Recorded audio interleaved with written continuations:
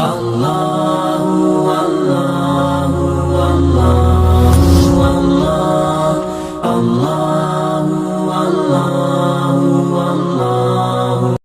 علیکم دوستوں، میرا نام ہے محمد افضل قاسی اور آپ دیکھ رہے اسلام اینڈ مینٹور چینل۔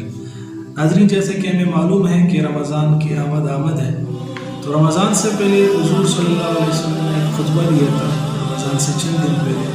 اس خطبے میں کیا کیا باتیں تھیں آج وہ آپ کے سامنے پیش کرنا چاہتے ہیں۔ سب سے پہلی بات، رمضان کے قریب آپ صلی اللہ علیہ وسلم نے فرمایا کہ آپ لوگوں میں ایک مہینہ آنے والا ہے جو بہت ہی برکتوں والا ہے، اور اس مہینے میں ایک رات ہے جو 1000 مہینوں سے بڑھ کر، اور اس میں کوئی شخص عبادت کرے گویا اس نے 1000 مہینوں سے بڑھ کر عبادت کی۔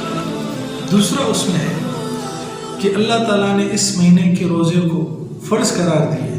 جو شخص اس مہینے میں کوئی عمل کرے گویا اس نے غیر رمضان میں فرض عمل کرے، اور کوئی شخص اگر اس رمضان میں فرض عمل کرے تو گویا غیر رمضان میں اس نے 70 فرض جتنا عمل کر لیا۔ اور یہ بتایا کہ اگر کوئی شخص اس مہینے میں کسی کو روزہ دار کو افطار کرائے تو یہ اس کی گناہوں کے لیے کافی، یعنی اس کی گناہ معاف ہو جائے اور دوزخ سے نجات ہوگا، مگر اس روزہ دار کے ثواب سے بھی کچھ کمی نہیں ہوگی، یعنی جس کو روزہ افطار کروایا ہے اس کے روزے سے بھی کچھ کمی نہیں ہوگی۔ صحابہ کرام نے عرض کیا، یا رسول اللہ، میں سے کوئی شخص تو اتنی طاقت نہیں رکھتا کہ ہر ایک کو دعوتیں کھلائے اور کھانا کھلائے۔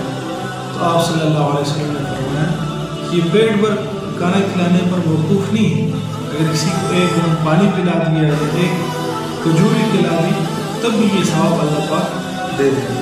اور یہ صبر کا معنی ہے، اور صبر کا بدلہ جنت ہے، اور اس میں ایک دوسرے کے ساتھ غمخواری کی جائے تو اللہ تعالیٰ اس مہینے میں مومن کے رزق کو بڑھا دیتے ہیں۔ اور فرمایا اس مہینے کا ابتدائی حصہ رحمت ہے، اور دوسرا حصہ مغفرت ہے، اور تیسرا حصہ جہنم سے آزادی ہے۔ اور فرمایا کہ جو شخص اس مہینے میں اپنے ملازم کے اوپر کام کو ہلکا کر دے تو اللہ رب العزت اس کی گناہ بخش دے گا اور اسے جہنم سے آزاد کر دے گا۔ اور فرمایا تم رمضان میں 4 کام زیادہ کرو، 4 کام زیادہ ہے جو اس رمضان میں کرنا ہے۔ نمبر 1، کثرت سے استغفار پڑھنا۔ نمبر 2، لا الہ الا اللہ محمد رسول اللہ، کلمہ طیبہ پڑھنا، اور دوزخ سے پناہ مانگنا اور جنت کی طلب کرنا۔ یہ 4 کام آپ صلی اللہ علیہ وسلم نے فرمایا کہ اس رمضان میں زیادہ کرنا۔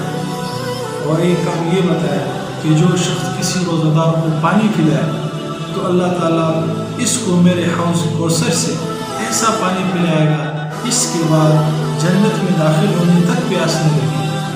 تو رسول اللہ صلی اللہ علیہ وسلم نے یہ خطبہ صحابہ کرام کو جمع کر کے دیا، تو ہمیں بھی اس خطبے پہ عمل کرنا چاہیے، اور اس رمضان میں ہمیں بھی چاہیے کہ یہ کام کم از کم کرنے والے بن جائے۔